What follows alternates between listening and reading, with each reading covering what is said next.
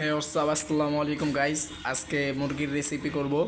তো আমরা প্রথমেই তো তিনটা মুরগি নিয়ে নিলাম। তো এই যে দুইটা, এই যে একটা। তো আজকে আমাদের হবে মুরগির রেসিপি। তো আপনারা ভিডিওটা দেখতে থাকবেন। এই তিনটা মুরগি নিয়ে নিলাম। এবার মুরগিগুলো কেটে কেটে ছোট করে পিস করে নেব আজকের মুরগির রেসিপি। তো আমাদের মুরগিটা কাটা শেষ। তো এখন মুরগিটা আমরা ধুয়ে নিব, সুন্দর মতো মুরগিটা ধুয়ে নেব। মুরগিটা এরকম ছোট ছোট পিস করে কেটে নিয়েছি। পেঁয়াজ পেঁয়াজ আদা রসুন আমরা ছিলে নিয়েছি। তো এখন এগুলা ব্লেন্ডার করবে এখন। আর মুরগি কাটা শেষ, এখন মুরগিটা আমরা ধুয়ে নিব। তারপরে আমরা জালিতে রেখে মাংসটা পানিটা ঝরাই নিছি। তো এখন আমি নিয়ে নিছি পাতিলে, কড়াইতে। তো মাংসটা কড়াইতে নেওয়া শেষ, জালিতে ছিল তখন পানিটা ঝরে গেছে। তো এখন আমি হলুদ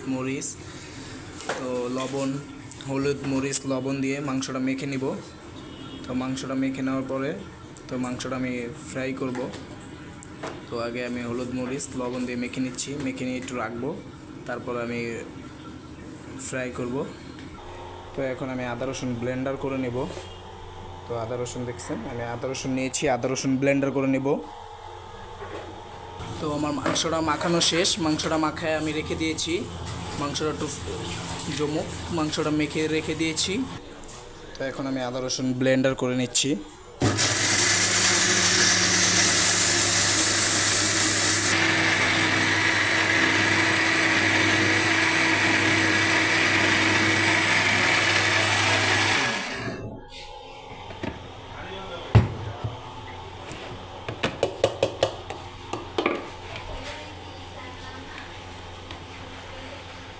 তো এখন আমি পেঁয়াজ আর কাঁচামরিচ ব্লেন্ডার করে নিচ্ছি।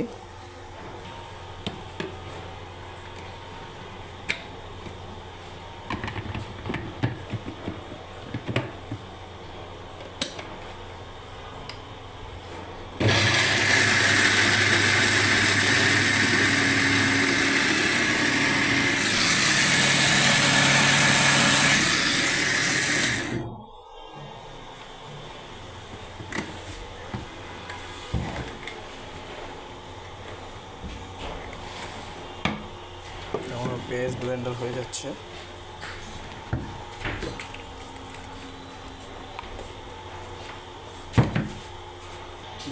দেখতেই পাচ্ছেন কি সুন্দর ব্লেন্ড হয়েছে।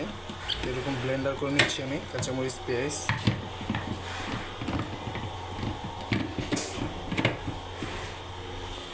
তো আমার ব্লেন্ডার করা শেষ।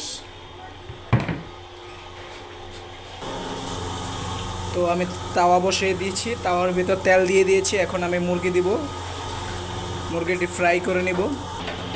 মুরগি দিয়ে দিচ্ছি।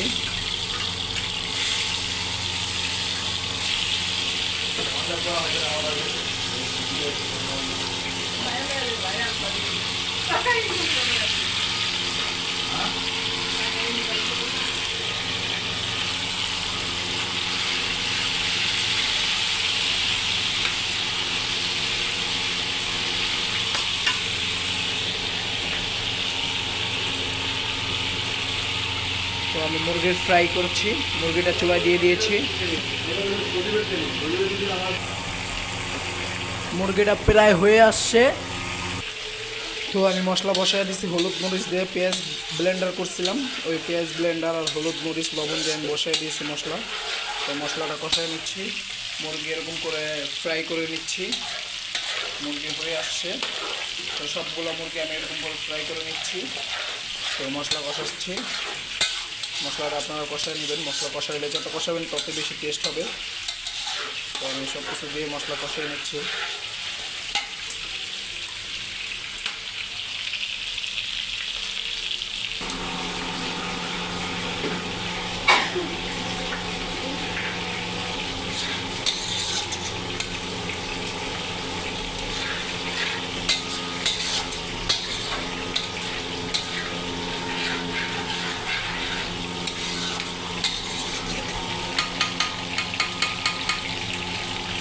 তো আমার রোস্ট চিকেন হয়ে গেছে। তো আমি চিকেন দিয়ে নামিয়ে নেবো, ভাজা ভাজা হয়ে গেছে। তো মুরগি একটা হয়ে গেছে, তো একটা আমি নামিয়ে নিয়েছি। তো আরেকটা হচ্ছে, তো ওটা আরেকটা দিব। তো এটা একটা হয়ে গিয়েছে, মুরগি ভাজা হচ্ছে। আমার মশলাও প্রায় হয়ে আসছে, মশলা আমি পুরো জুম করে দিয়েছি।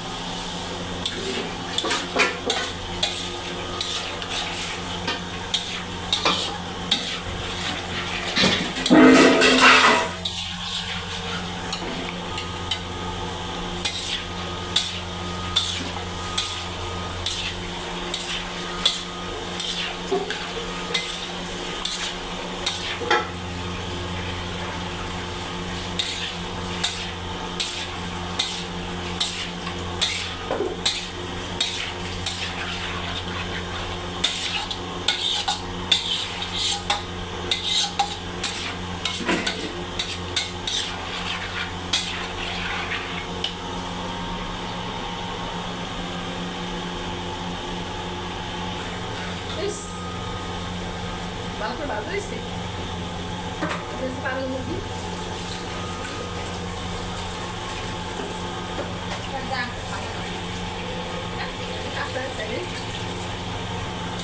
তো এখন মুরগি দিয়ে দিয়েছি, মুরগিটা লাড়া দাঁড়া দিচ্ছি। মুরগিটা কষানোর পরে তারপরে পানি দিয়ে দিব। তো একটু কষায় নিই মুরগিটা আগে। এখন প্রায় হয়ে গেছে, তো এখন পানি দিয়ে দিব। যে পানি গরম হয়েছে, হালকা গরম পানি করে নিয়েছি। তো এখন গরম পানি দিয়ে দিব। তো এখন পানি দিয়ে দিয়েছি। তো প্রায় গোস হয়ে গেছে, মুরগির রেসিপি প্রায় হয়ে গেছে। তো এখন একটু লাড়াচাড়া দিয়ে দিব। লাড়াচাড়া দিয়ে ফুল হিটে দিয়ে দিব। ফুল হিটে দিয়ে দিলে 20-15 মিনিটের ভিতরে পুরো মাংস হয়ে যাবে।